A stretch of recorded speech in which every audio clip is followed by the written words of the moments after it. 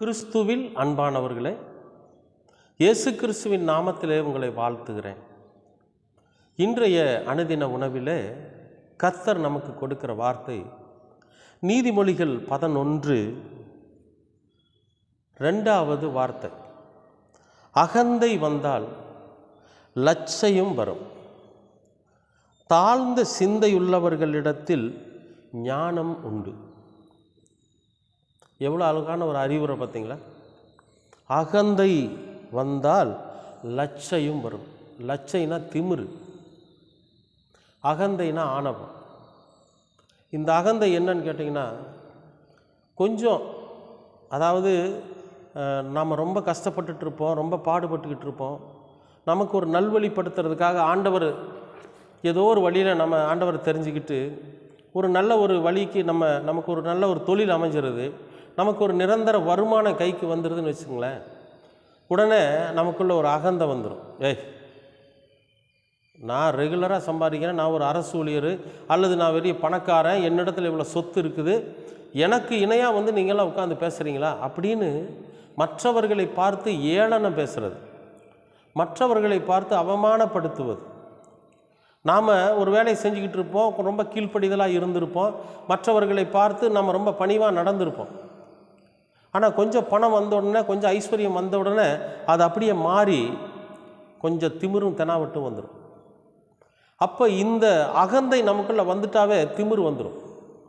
நான் தான் பெரியவன், என்னை விட பெரியவங்க யாரும் இல்லை, நீ எனக்கு கீழ்ப்பட்டவன் தான், நான் சொல்கிறத தான் நீ கேட்கணும், நீ சொல்கிறத நான் கேட்க மாட்டேன் அப்படிங்கிற அந்த அகந்தையும் திமிரும் ஒன்றா வந்துடும். இது ஒரு மனிதனை அழிவுக்கு கொண்டு போயிடும். அதனால வேதத்தில் ஒரு வார்த்தை உண்டு, அழிவுக்கு முன்னானது அகந்தை, விழுதலுக்கு முன்னானது மனமேட்டிமை அப்படின்னு சொல்லியிருப்பார். அப்போ இந்த அகந்தை நமக்குள்ளே இருந்தாவே லட்சை திமிரு வந்துடும், அந்த தெனாவட்டு வந்துடும். அது வரக்கூடாது. எவ்வளவு வந்தாலும் சரி, நம்ம இடத்துல எவ்வளவு ஐஸ்வர்யம் வந்தாலும் சரி, எவ்வளவு செல்வம் வந்தாலும் சரி, நம்முடைய பழைய நிலைமையை நாம் நினச்சி பார்த்து இந்த நிலைமையில் வாழ்ந்துக்கிட்டு இருந்த நம்மைத்தான் கடவுள் இப்படி உயர்த்தி இருக்கிறாரு, இந்த ஒரு கேவலமான நிலைமையில் இருந்த நம்மைத்தான் கடவுள் இப்படி ஒரு நல்ல நிலைமைக்கு கொண்டு வந்திருக்கிறார் அப்படிங்கிற அந்த நன்றி உணர்வுகளோடு நாம் இருக்கிறோன்னு வைங்களேன், நமக்குள்ள அகந்தையும் வராது, அகந்தையினால் லட்சையும் நமக்குள்ளே வராது. அடுத்த வார்த்தை சொல்கிறார் பாருங்க, தாழ்ந்த சிந்தை உள்ளவர்களிடத்தில் ஞானம் உண்டு. தாழ்ந்த சிந்தனை அப்படின்னாக்கா இது எல்லாமே கடவுள் எனக்கு கொடுத்தது, என்னுடைய உழைப்பு தான், என்னுடைய கஷ்டம்தான், என்னுடைய நெத்தி வேர்வை நிலத்தில் சிந்த நான் பாடுபட்டது உண்மைதான். ஆனால் அதற்கான பலனை எனக்கு யார் கொடுத்தாங்கன்னா கடவுள் தான் கொடுத்தார். அதனால தான் இங்கே சொல்கிறாரு, தாழ்ந்த சிந்தனை உள்ளவனிடத்தில் ஞானம் உண்டு. இந்த ஞானம் என்னென்னா முன்னேற்றத்திற்கான வழி.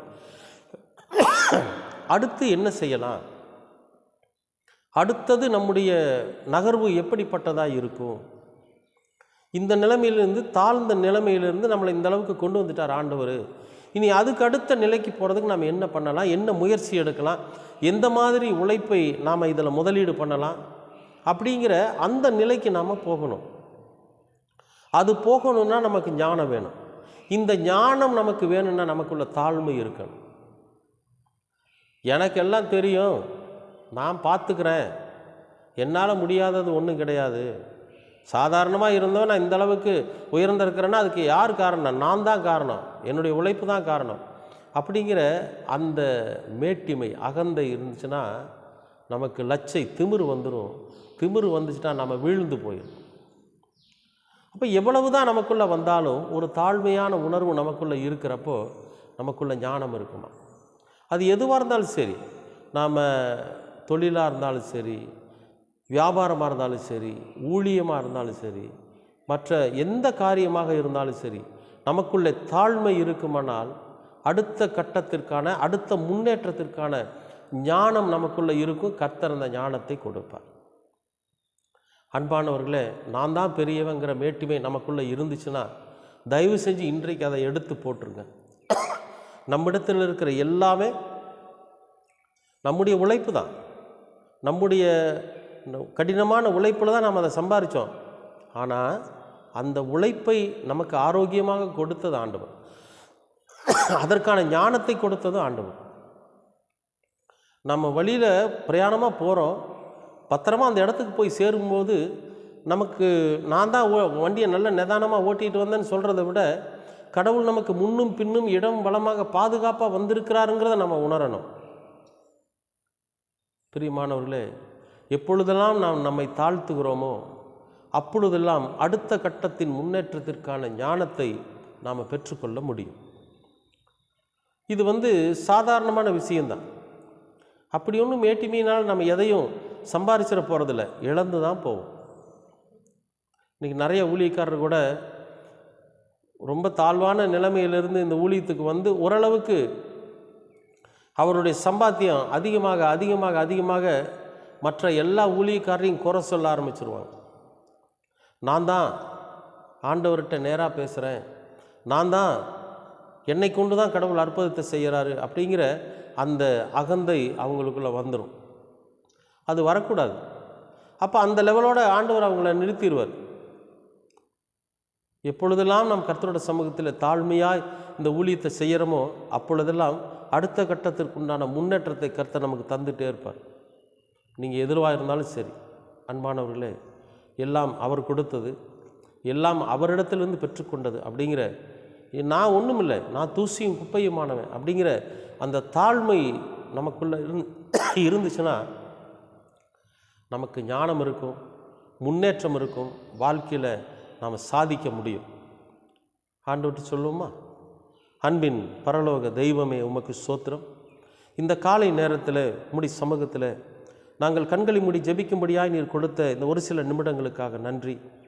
ஆண்டவரே, எங்களுடைய வாழ்க்கையில் நாங்கள் அகந்தையோடும் ஆணவத்தோடும் லட்சையோடும் வாழ்ந்து விடாதபடிக்கு தாழ்மையாய் எல்லாவற்றையும் நீர் கொடுத்தது என்கிற அந்த உணர்வோடு ஞானத்தை பெற்று அடுத்த கட்ட முன்னேற்றத்திற்கான வழியை நாங்கள் கற்றுக்கொள்ள நீர் எங்களுக்கு கிருபை பாராட்டுங்க.